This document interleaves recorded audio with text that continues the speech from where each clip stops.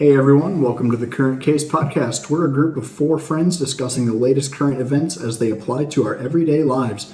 From foreign policy to local events, we cover it all as best we can in a manner not restrained by the bias of the big media corporations. We may not always agree with each other on certain topics, but that is what makes it all the more interesting. Being able to sit down and have a civil conversation on even the most controversial topics is a necessity for a better society. Hello, everyone, and welcome back to the Current Case Podcast. This is Season 2, Episode 8, and if you can't already tell based on the sound of my voice, I'm not doing too well this week, so I will chime in here and there, but should be better for next week. Look forward to hearing what you guys have to say. Thanks. And as always, please remember to leave a like, subscribe, hit the bell icon to be notified for upcoming videos, and check out our Spotify as well. It is February 23rd. We're going to be scheduling a little bit different in terms of uploading the video since we're recording later in the week now. So we'll try to have episodes out by Sunday is the goal. Spotify may be out a little earlier than that, hopefully by Saturday. And today's episode we also have a guest star, so my brother Ian. So Ian, why don't you go ahead and introduce yourself? Hi, I'm Ian. I'm currently in college. My major is a biology and neuroscience minor as well. Oh, try hard over here. Just a little STEM guy. How's college going? It's hard. If any of you are thinking about becoming a chemistry major, think about that and say no, become biology instead. You'll thank me in the future. All right. Bio majors are cringe. Bio majors are kind of cringe, not going to lie. Okay. Med school or bust. I think, Ian, you are trying to go to med school, right? What's your plan with your degree? Medical school, that's the ultimate goal here. If not, research. Okay. And you're also in Air Force ROTC too, right? That is correct. So how's that going right now? Totally recommend it. My junior year, hopefully I'll be selected for field training. I'll be on scholarship, so part of my school will be paying, and I will receive monthly stipends. Nice. Well, that's good. Good to hear. All right. Well, with that being said, we're going to jump into our first topic of today. Because Ian's here, we wanted to talk about something in his field, or the field he's going to be going into. So, been seeing various headlines, just outbreaks of avian flu throughout just the world in general. I actually saw something today. They mentioned that 12 people in Cambodia had possibly gotten infected. Now, I was looking at the source. I saw that the source itself has a reputation of being more like a tabloid, so the thing is, we don't know how accurate that is, but definitely the fact is there. Avian flu is a danger, at least to animals at the moment. So, Ian, what are your current thoughts on what's happening with H5N1? So in order to truly understand what this is, I'm going to go over kind of the basics of what a virus is for all of our audience who don't know. So to start off with basic, viruses aren't alive, but they kind of are, but they kind of aren't. They're called obligate infectious parasites, and their only objective is to replicate and create more clones, more of themselves. It's important to note that they are not cells. Now, many viral genomes, which is like the genetic code inside of it, is consisting of double/single-stranded DNA and RNA. A virus has genetic material, it has protein shell, typically called capsid, and it's made up of capsosomes. And some viruses have membranous envelopes. So H5N1, if you weren't aware, is an RNA virus. So if you don't know, RNA viruses typically mutate a lot more frequently than DNA viruses. And that's because they lack a little thing called the DNA polymerase. What DNA polymerase does during replication is it's like a code, it's like a fact checker. Like, you typically have your friend look over your paper before you submit like a large paper. You typically have them look over for any errors, and you have them proofread. Right. That's what DNA polymerase does in when creating new DNA. These RNA viruses lack this, so they can change rapidly because a lot of errors could occur changing what their codons are. Okay. Any comments so far? Any questions? Nerd. I have bird flu right now. So these things are able to mutate rapidly, basically. So I've heard that a lot of viruses, when they mutate, they usually mutate to their own detriment. Can you give us any comment on that? Confirm one way or the other? So when RNA viruses mutate, it can happen anything. So I don't know if you know about base pairs. Like you guys have probably learned all this in your high school biology class, but there's certain pairs in your RNA/DNA. And so when replicating, it could change, meaning it could either change to be more lethal, or it can change to be less lethal or more infectious, vice versa. It can change to be anything, honestly. Yeah, But and most we've of the all time- played Plague Inc. Yeah. If you played Plague Inc. before, you probably noticed that your disease has mutated quite a bit. And typically it's to your own benefit, or typically if you don't want to be detected Right. and your severity gets ramped up, then you'll be detected, which is kind of a bad thing. But anything so far? I think I get the basis. I became an virologist, a virologist myself during the times of COVID, doing my own research. Buddy. Doing my own research like everybody. Okay, buddy. So the naming of H5N1, you guys have probably heard H1N1 back in, during early 2010s, somewhere around there. Swine flu. Yeah, swine flu. So what the H stands for, I'm a gluttonin, and the N stands for neuraminidase. Yeah. But that's essentially the proteins on the outside of the virus that's attached to its shell. Right. And that's just signifying how many are attached to the capsid of the virus. Okay. And so it's important to note that a virus can spill over into a new species. In fact, the flu does that quite often. Yep. So because viruses aren't living, you cannot use antibiotics against them because, well, you just can't. They're not living. It's important to note that antibiotics, as I said before, antibiotics can't target viruses because the bacteria that's delivered from the antibiotic can't really affect it. And let's see. It's important to note that vaccinations, I'm just going over the whole entire basis. Vaccinations are either weakened versions of the virus or killed virus, and it stimulates an immune response, so future infection is recognized as a non-host and it'll be attacked by the host antibodies. Yep. Anything so far? Any questions? Yeah, we got the basics down.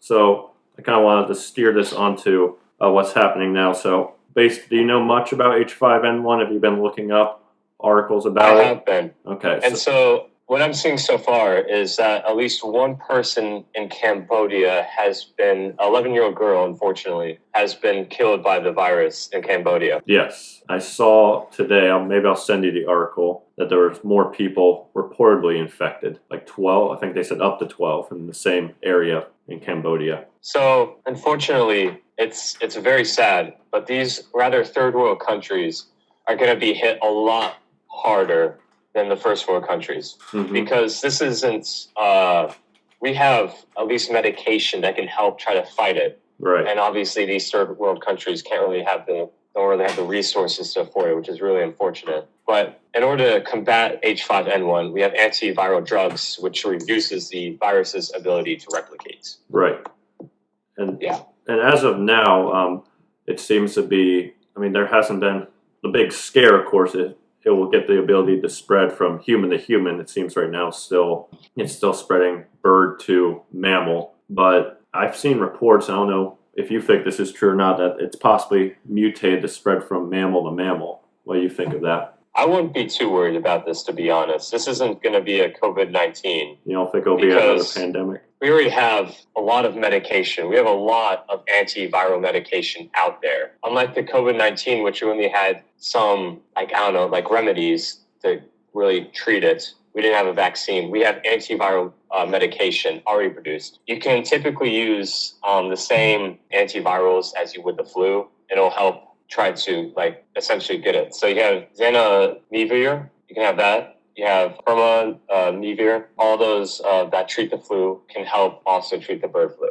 And unfortunately, this disease carries a very high mortality in humans. But if caught soon, you can treat it with antiviral drugs, and it will help you fight the virus. Well, what do you think of the risk of it actually spreading from human to human? You think it's high right now? What's that? That I have no idea. You have no I'm idea? going to be honest with you, I have no idea. It could either just stay as it is, only bird to mammal, or it can turn human to human. But okay. And if it becomes human to human transmission, how do we respond? Do you think we just go business like usual? Do we have to do more lockdowns again? What do you I think's don't gonna believe happen? so. You don't think we'd have to lock down again? I mean, third world countries are definitely going to be hit by this a lot more. You remember the Ebola outbreak back Right. in, you might remember the Ebola scares, yeah, or even the monkeypox found early this year. yeah, All those, like, we thought those were going to be very big deals. However, they are only big deals for about a couple months in third world countries. Eventually, inevitably, it's going to come over the United States. People are going to panic.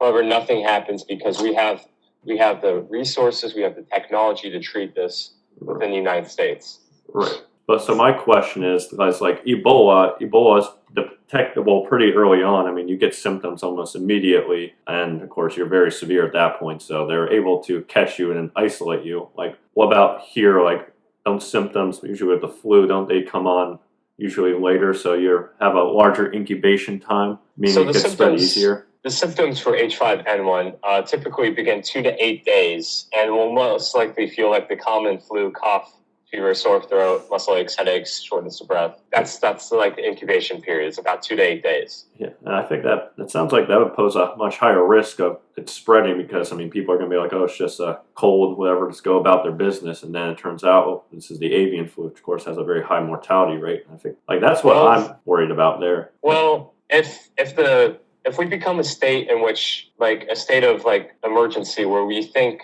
that this is going to be a very dangerous outbreak. My lab professor, he's currently working for his doctorates, is originally from India, and we were talking about the malaria virus. And so we asked him, does the malaria virus, does the malaria drug, that they get you to treat malaria, does it give you weird dreams? And we started a whole entire tangent. But he said that if somebody becomes sick in India, the first thing they do is give them the malaria drug, even before, like, they say, you have this symptom, here's the malaria drug, we're gonna give you this. Mm-hmm. And if it works, then no issue. But if it doesn't work, then they go on to the next thing. But they typically start with that. And so that's a good strategy to start with. If this becomes an issue, we can say, if you have this symptom, here is some antivirals, go have some fun throwing up. If taking antivirals is not a very pleasant experience because you most likely will probably throw up from them, but that's the point of them. But yeah, they're going to give you some antivirals and send you on your way. Okay. So it's treatable. We'd probably be able to catch it within a reasonable time, hopefully. With a high mortality rate, people would hopefully seek help rather than keep it. But I mean, without the reactions to COVID, I mean, worried about anti-vaxxers again, people refusing treatments. Well, that's just their own issue at that point. If they don't want to get vaccinated, then that's their own personal belief. I obviously don't stand by it because vaccines are probably the greatest invention by mankind. Is definitely vaccines. Saved millions of lives. For sure. No doubt about it. Millions of lives have been saved because of vaccines. Okay. Now, I know with COVID, the mRNA vaccines. What do you guys think about mRNA vaccines? Oh, Cameron, did you take your COVID vaccines? Yeah, I got the first dose. I mean, it was a 2-dose vaccine. I didn't get any of the boosters because I didn't see a reason to. I mean, I don't know if there's any proof behind this, but I've heard that the COVID vaccine doesn't really fit the definition of a vaccine. You know, vaccines are supposed to, like, stimulate your body's immune response to a disease or prevent you from getting sick from it altogether. And from everything I've seen, the COVID vaccine doesn't really seem to do that. So I don't even know if it qualifies as a vaccine. But overall, I don't have a problem with mRNA vaccines. Okay, that's essentially what it is. If you don't know, I'm going to go over what an mRNA vaccine is. So what it is, it gets injected into you. It gets translated into proteins in your cells, and then it trains your cells to recognize it and fight it. That's essentially what mRNA vaccine is. Mm-hmm. Okay. So yeah, that's what it is. That's basically the definition of it. Okay. And I don't really see how people can questioning it, to be honest. It's just translated into proteins, and then your cells trained to recognize it. I don't see how people think this affects your DNA and your nucleus. I just don't understand how people are trying to fight it. It's just a new way of getting vaccines. Okay.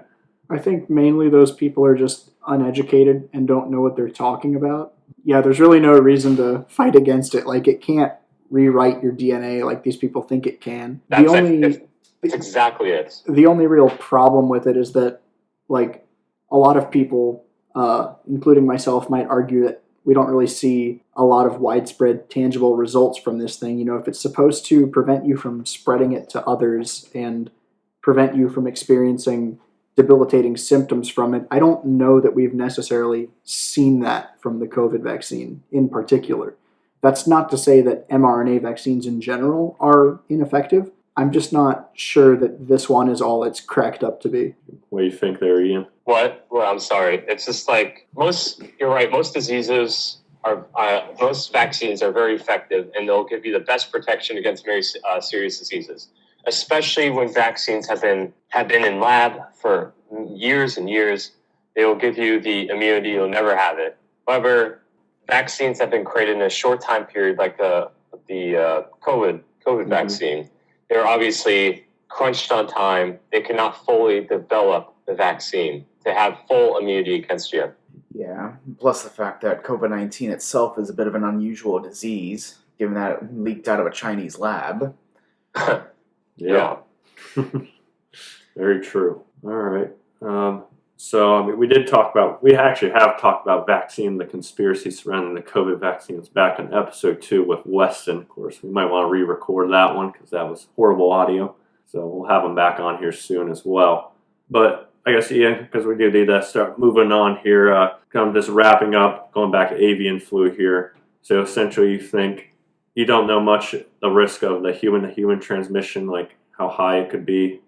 I mean, it probably, at this point, probably is already human to human. Oh, well, okay. In fact, I'm looking at this, I'm looking at a page right now from the CDC, and it literally says it can be passed from human to human, person to person. It spreads by airborne respiratory droplets, like coughs and sneezes. H5N1?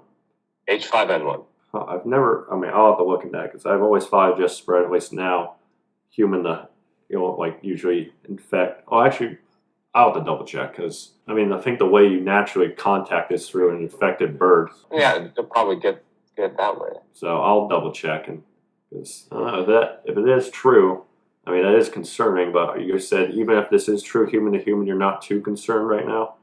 Not really. Okay. All right. So basically, what's your advice, kind of wrapping it up here, what's your advice, assuming it's human to human, what should we do? If it's human to human, I wouldn't worry too much. Provide aid to third world countries. They're going to definitely get hit by this a lot harder if it gets worse than we will. There's no reason to panic at all, obviously. And if for whatever reason it does become another pandemic, just take your antiviral medication, and you'll be fine. And also do some screening checks on anyone coming from or going to these places. Yes. Okay. Good idea. So let's see if this will age like milk and we'll be back in lockdown and we'll all be back in Discord Zooming calls or whatever. Hopefully not. Hopefully not. Hopefully not. Don't want to go through that again. Yeah, please. After that, no way. All right, well, thank you, Ian, for coming on.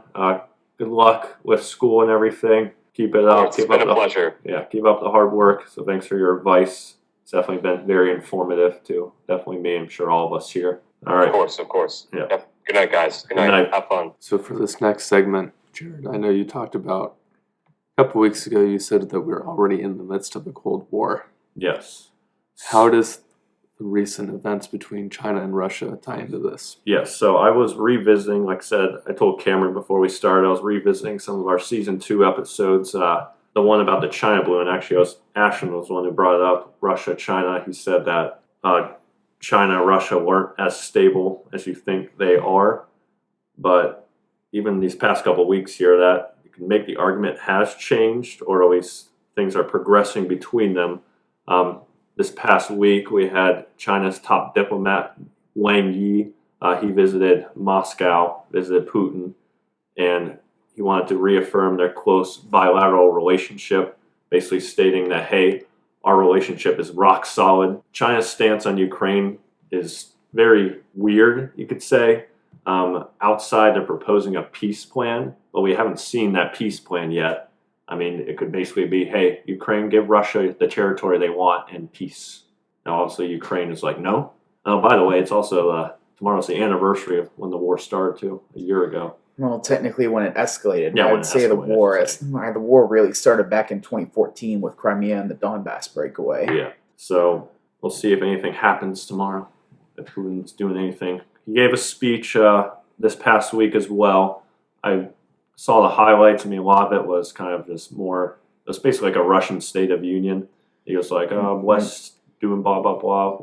Pretty much more of the same thing that we've been hearing from him the past year. Yeah, basically false information about the West, historical revision, and then the only thing he really said that was of new context was that he was not going to, or he was suspending Russia's involvement in the START treaty, which of course we also covered that a couple weeks ago when they stopped basically cooperating with it in the first place. But we have Xi here, who's also going to be visiting Putin in the coming months as well. So that could be interesting. So Ashton, since you are the one who commented that you don't think Russia-China relationships are as stable as you may think, what do you think of these recent events? Do you still stand by what you said back then, or? Technically, I kind of still stand by what I said, but in retrospect, one also kind of has to imagine that for Russia, what other choice is there? Because recent events have turned Russia basically into the next North Korea, a pariah state that's been shunned and isolated from the outside world. Right. Through China, at least, they do have ways of gaining at least some economic ties, as well as some other trade that's not hindered by sanctions, at least not yet. Yeah. But at the same time, most people don't know this, but in the late 60s, there was this thing called the Sino-Soviet split, where basically the Soviet Union and Communist China actually had a bit of a spat over interpretations of Marxist-Leninism. Yeah. And that actually even led to outright border conflict on one occasion. Exactly, yeah, it did. But as for right now, because of Russia's significantly weakened position and the fact that, last I checked, 90% of their army and air forces are currently committed to Ukraine, Russia's in the weakest position it's been since I don't know when. But it's probably Russia is probably at its lowest point, and it's probably only going to get lower for them from here on out. Okay. But I think China, in many ways, is going to try and leverage this to. China's going to try and use this to basically, I think, for a lack of a better term, to make Russia their bitch. You still think they're taking advantage? They don't see this as an equal partnership? I don't think China's ever seen anything as an equal partnership relationship, whether it be between them and the United States, them and Europe, them and the rest of Asia. They're basically trying to play. They've been trying to make themselves, I guess, the dominant power in these relationships, either by coercion through soft power or other means. But it's not exactly like Russia will have much of a choice, I feel. But at the same time, I actually recently, before starting this recording, I actually noticed that we've been talking. I think we've talked a little bit about off script about how there are some reports that China may be intending to supply Russia with some weapon systems. Yes, that's been popping up a whole bunch. Yeah, and I heard the latest thing was they may be China may be sending Russia about 100 loitering munitions, aka kamikaze drones. Yeah, I just saw that too as well. Well, first off, I have to say, what a reversal, considering back in the day it was the Soviet Union that gave China most of its weapons. And two, I don't really see this ending well for China either, because if they start supplying Russia with more weapons, that's going to put them in a position to be sanctioned. Could you make the argument that, hey, maybe they don't care anymore? Because, I mean, they've been pretty aggressive here these past couple of years. Hell, with the Chinese spy balloon incident, Taiwan. You say that Russia really has no choice going to China, but could you say China really has no choice in going to Russia at this point either? They're like the toxic relationship. They need each other. Probably. I don't know. That's because you just said, yeah, you don't think that, you still think China's taking advantage of this situation. So what do you think of China's peace plan for Ukraine? What do you think it will entail? Well, I'm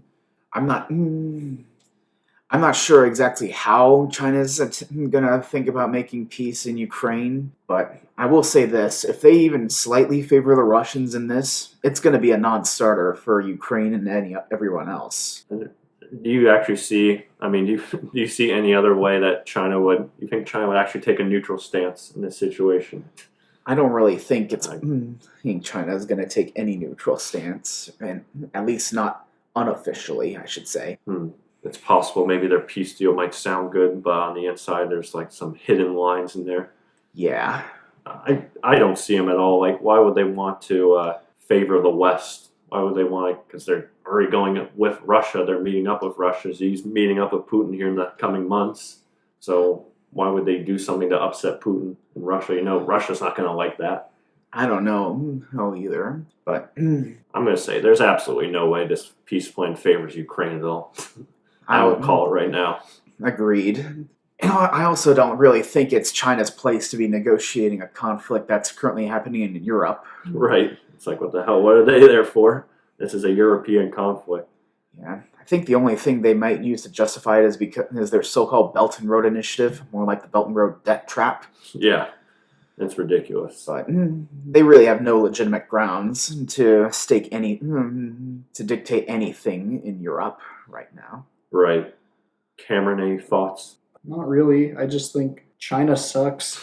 Russia sucks. And I want this war to end. It's negatively affecting the Russian citizens, the average Joe like you and me. And I don't really like that.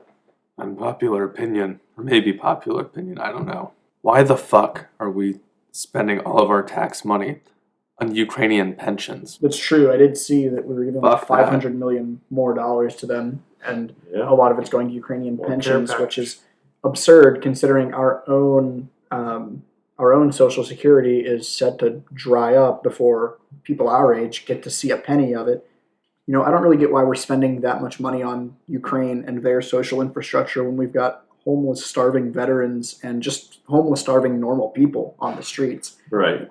Kind of pisses me off. I get it. Yeah, we're struggling too, and more money we're putting it in.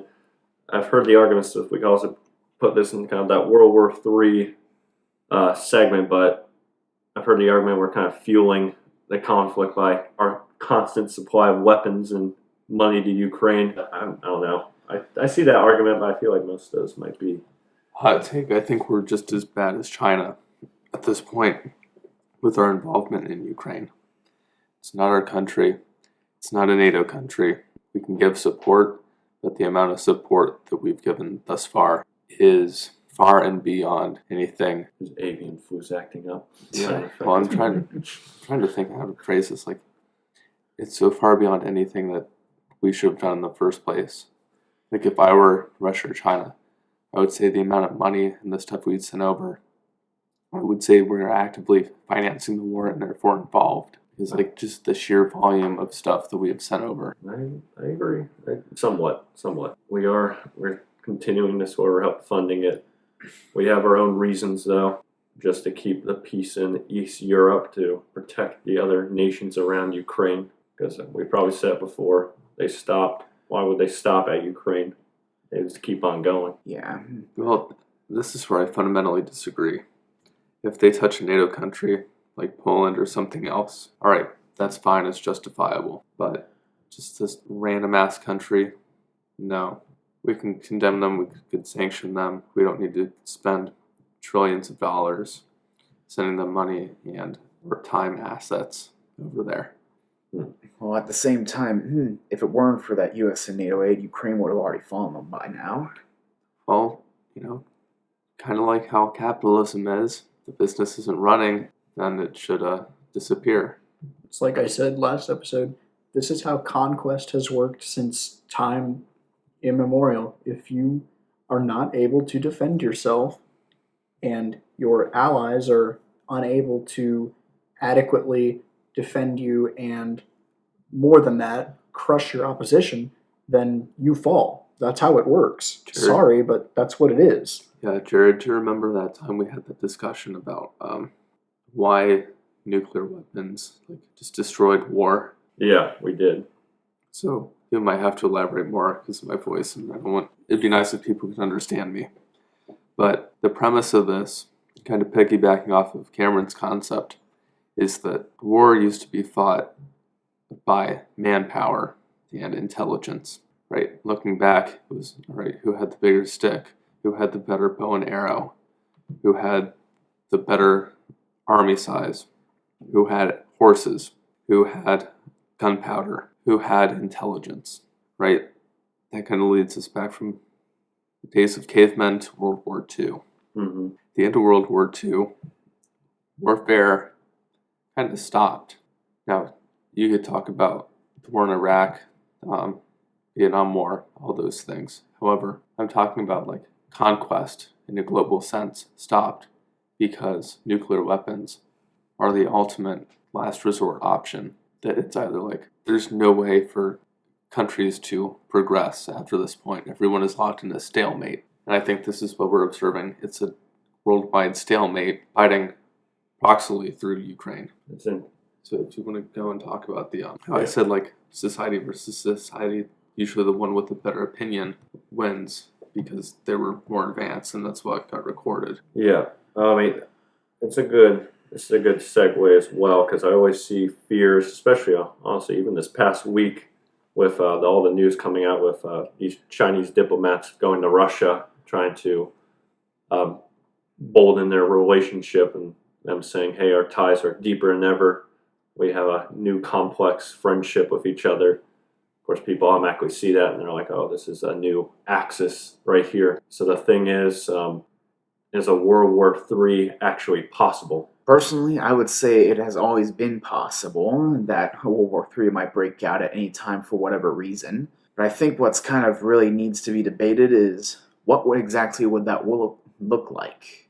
How would it start? Where would the theaters be fought? Exactly. I mean, I stand by my opinion that, nuclear weapons have been both kind of a big deterrent, but also they're very complex because they're capable of destroying the world 1,000,000 times over, but they've also kept us out of another big global war. World War II, even without nuclear weapons, up to 60 million people died, which is absolutely insane. I think the problem is kind of like with the debt ceiling, oddly enough, is that we just keep pushing it over and over and over until everyone hits a limit and then something sparks off a global conflict. But when countries use nuclear weapons in a global conflict, that's kind of what I'm asking here. Well, it depends on how insane their leaders are. Either that or how desperate they are, I would say. Like what's stopping a country from just using nuclear weapons immediately? It's kind of what lets them get away with certain things because, like if this was back in the day, Russia did this in Ukraine, say we had all our allies, we would probably have stormed into Ukraine almost immediately. Like, I don't think we would have shipped them anything if Russia didn't have nuclear weapons.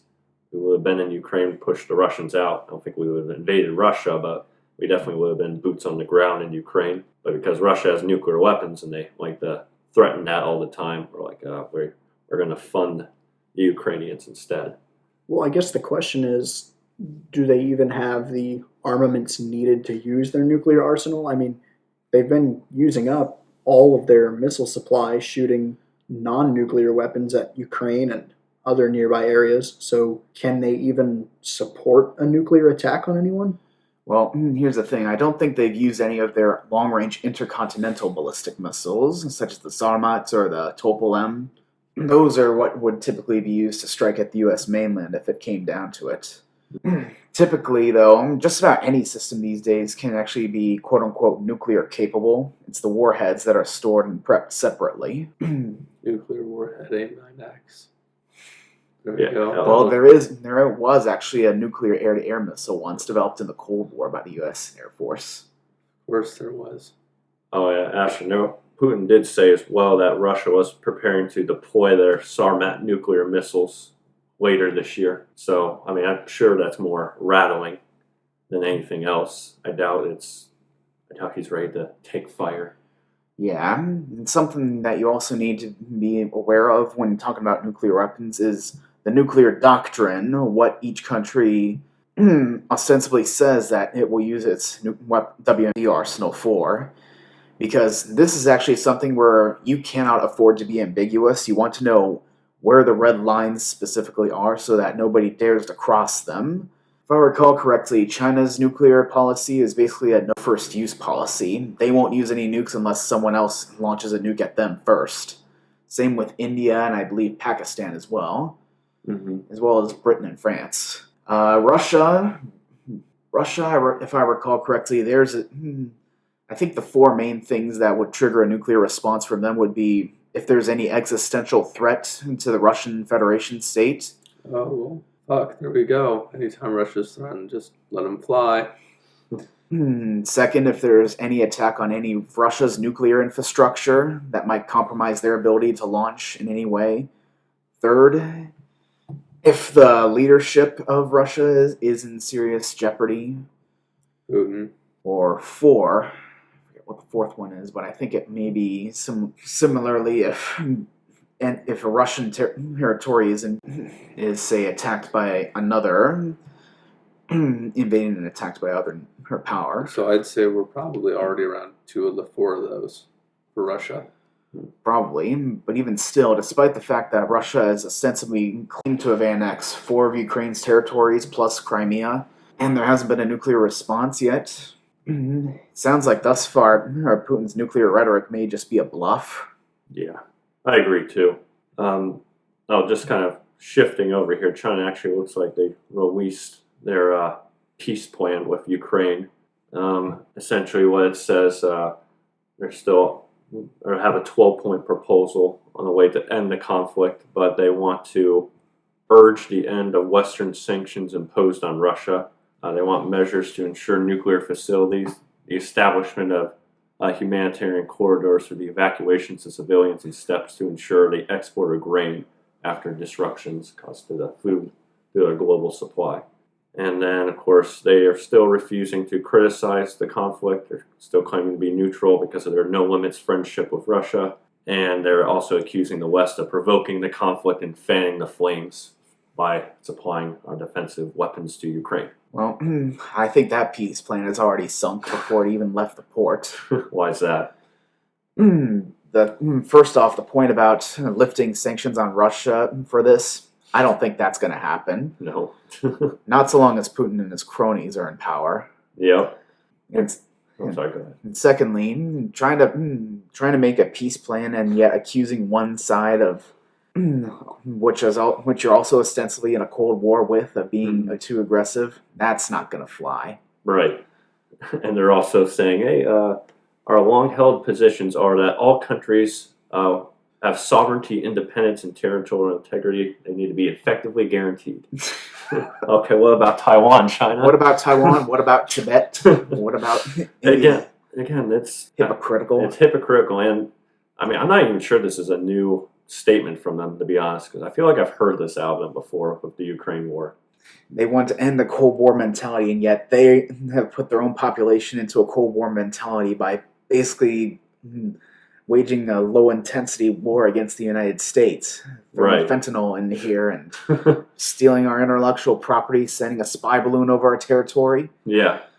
To mention socioeconomic dissonance right, and political strife. Yeah, from COVID. So thanks, China. Yeah, for sure. I'm like China. Just, I mean, they try to look all diplomatic on the outside to appeal to the Western media. The CCP is the textbook definition of gaslighter. Yes. Yes. That's all they do. They just gaslight. They're a gaslighting paper tiger. Yeah. Not to mention, the instant even the smallest thing doesn't go their way, they immediately start acting like a spoiled brat. You crossed our red line. Again, final warning this time. Nancy Pelosi touches down in Taiwan. Final warning. Nothing happens. Except they just shoot a bunch of missiles into the ocean and kill a bunch of fish. I'm still waiting for the retaliation for that Chinese spy balloon. They said they would retaliate. I haven't seen anything yet. What about all the train derailments and stuff? I don't know. I mean, I think that's our own fault there. Yeah. That's our own shitty infrastructure. But I think back to, I guess... speaking of that whole infrastructure thing, did you guys see former President Trump visited East Palestine yesterday. I did not see Yeah, I saw so that. he visited. He got FEMA involved, so I guess FEMA is now in East Palestine cleaning up the water.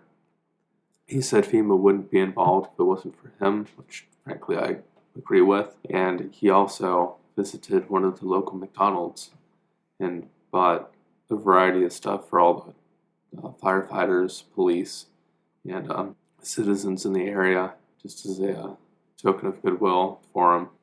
Yeah, I mean, I thought it was pretty cool how he went there and basically out of his own pocket, gave charitable donations to these people, gave them water, hats. I know hats aren't really needed, but still, it's a token of goodwill. And I see people whining about this now that, oh, he's only doing this because he'll get a tax break. Well, first of all, why do you care? Secondly, he's doing more than you're doing.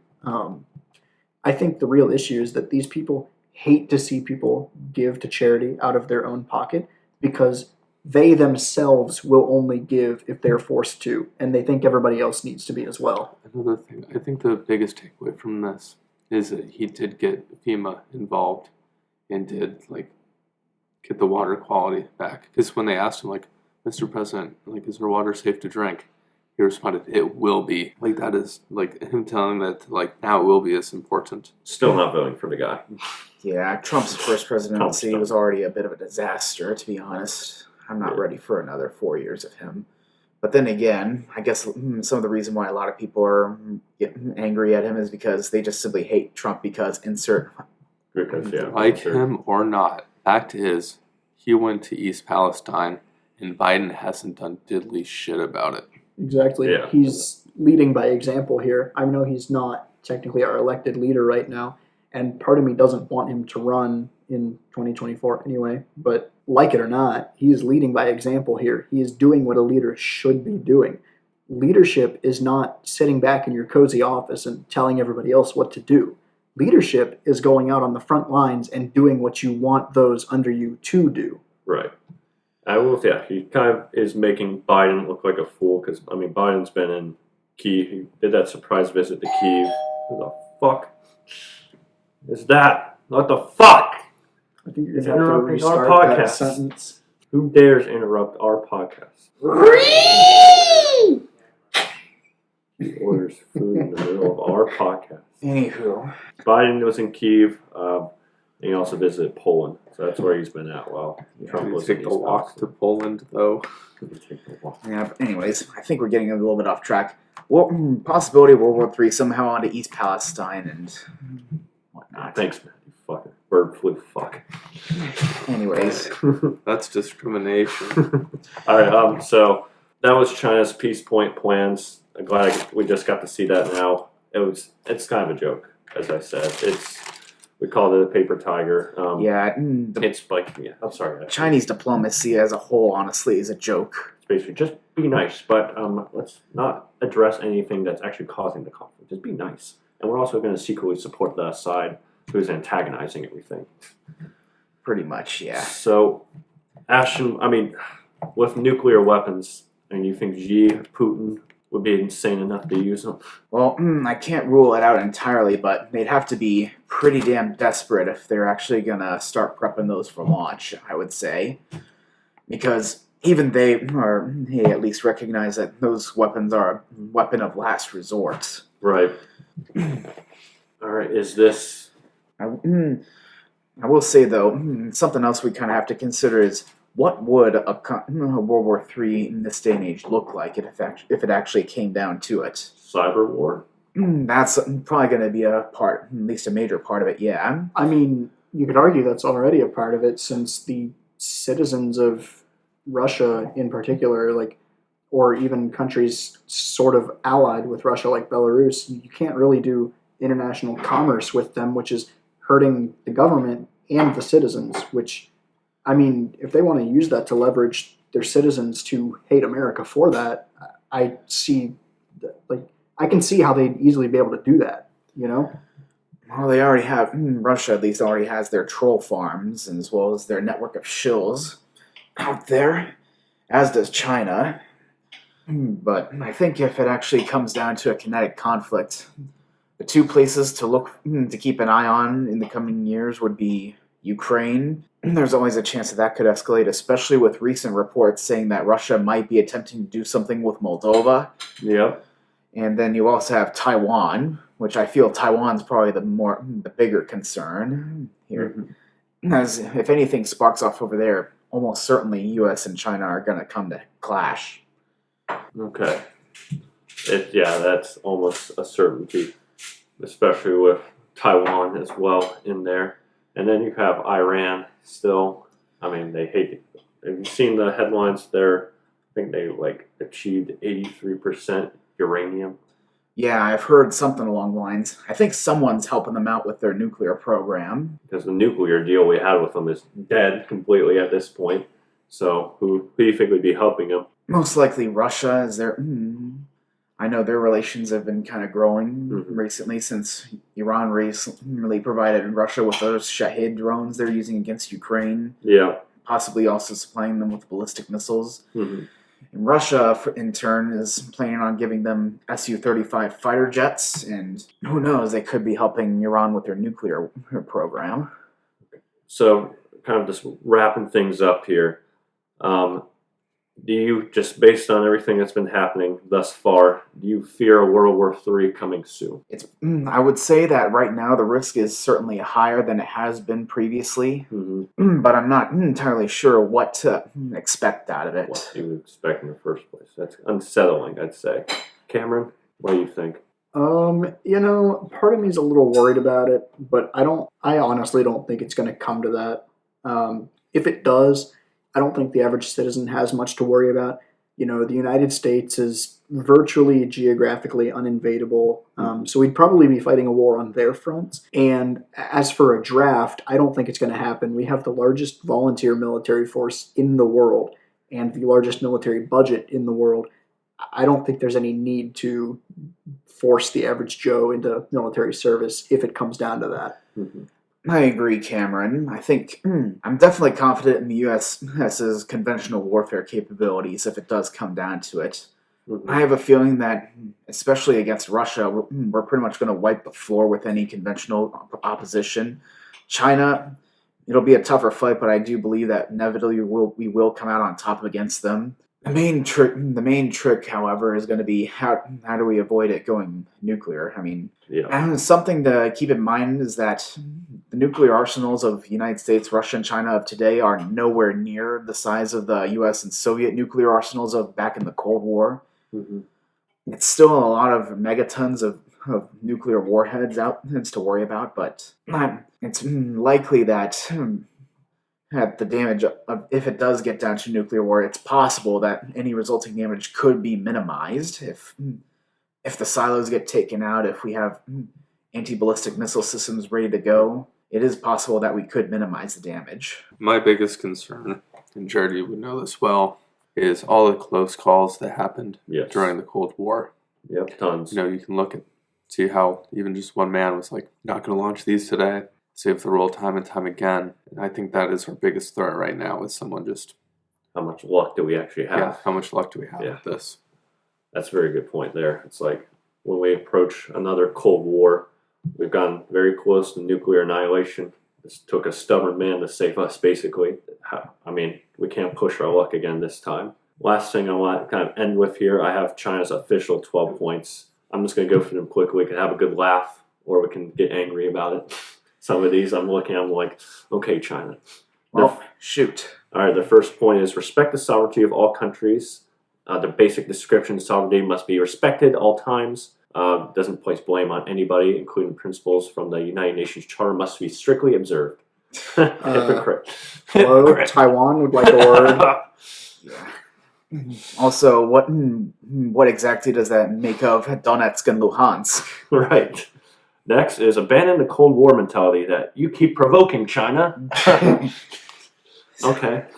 Number 3 is cease hostilities. Conflict and war benefit no one. Parties must stay rational, exercise restraint, avoid fanning the flames and aggravating tensions, and prevent crisis from deteriorating further or spiraling out of control. All parties should support Russia and Ukraine and work in the same direction. If Russia does not want to work with Ukraine. They want their territory. Putin has made it clear that he wants the territories he annexed. He's not getting anything less than that. Exactly. Dude. Plus, what dialogue? They made it clear that that's what they want, and they're not going back unless he gets forced. Yeah, it also should be mentioned that just before the 2014 thing, Ukraine was basically ruled by a pro-Russian puppet named Viktor Yanukovych. Right. And part of the reason why Russia even annexed Crimea, I should say, in the first place was because Euromaidan basically saw Yanukovych get the boot. Right. Okay, number 5 is resolve the humanitarian crisis, allow safe passages, safe voyages for civilians to get out. I mean, yeah, we probably all agree with that. I think that's technically already happening with the Green Deal. And it has happened, but Russia has violated them as well. So yeah. And China is not exactly the most humanitarian country in the world. Exactly, especially when you consider that during the recent Turkey earthquakes, they did send some aid workers to Turkey, but the Chinese aid workers basically stood around making this sort of PR thing for about, I don't know how many hours before they actually went out and did anything. Mm-hmm. So, yes. 6 was basically stop war crimes. Protect civilians and prisoners of war. Let exchange happen. Exchanges already have happened several times. That's basically nothing new. But Russia hasn't exactly respected any civilian property or lives. So maybe they can call them out there. 7 is keep nuclear power plants safe. I mean, we probably all agree on that. 8 is reduce strategic risks. So basically reduce the threat of nuclear weapons. China opposes the research, development, and use of chemical and biological weapons under any circumstances. Wuhan. Wuhan. 9, facilitate grain exports. So keep that deal going with Turkey, Ukraine, and Russia. 10 is stop unilateral sanctions. They oppose unilateral sanctions. So basically they're saying, stop sanctioning Russia. Yeah, not going to happen. Keep industrial supply chains stable. And then finally, 12, promote post-conflict reconstruction. Well, post-war reconstruction is going to happen anyways. Yeah. So, essentially, China, you are a massive hypocrite. You are saying these things but doing the exact opposite, and you suck. Exactly. So, China, idianahui. Oh, the last little thing I have. I was looking to school today. We're doing globes, or they're doing using globes in science class. They're like little volleyball globes made in China. All the countries were highlighted in red. Guess what country was not highlighted in red? Taiwan. Taiwan! Did it even have the 9-dash line in the South China Sea? Nope. Nope. Taiwan not highlighted, no dash line. That tells you everything right there. I was looking, I was like, I wonder what this map looks like, or what China has done to this map. What map was it again? It was a global map, except they basically showed Taiwan as part of China since it was made in China. What's surprising to me is that they did not include the 9-dash line. That basically shows China's claims to basically the entire South China Sea, which angers every other nation that has claims to the South China Sea. It might have been there. I was too busy looking at Taiwan to notice the other parts, so I had to go back and look. But it was like an inflatable volleyball, or beach ball. It was the globe, though. So I just thought that was kind of funny today. Point it out to students. I was like, hey, there's Taiwan right there. I kind of thought that was interesting. I didn't say too much else about it. But yeah, other than that, I think we're done for the night. Yeah, I think we can call it a night. All right, so as always, thank you guys for listening. Again, please leave a like, subscribe, and we'll see you guys in the next episode.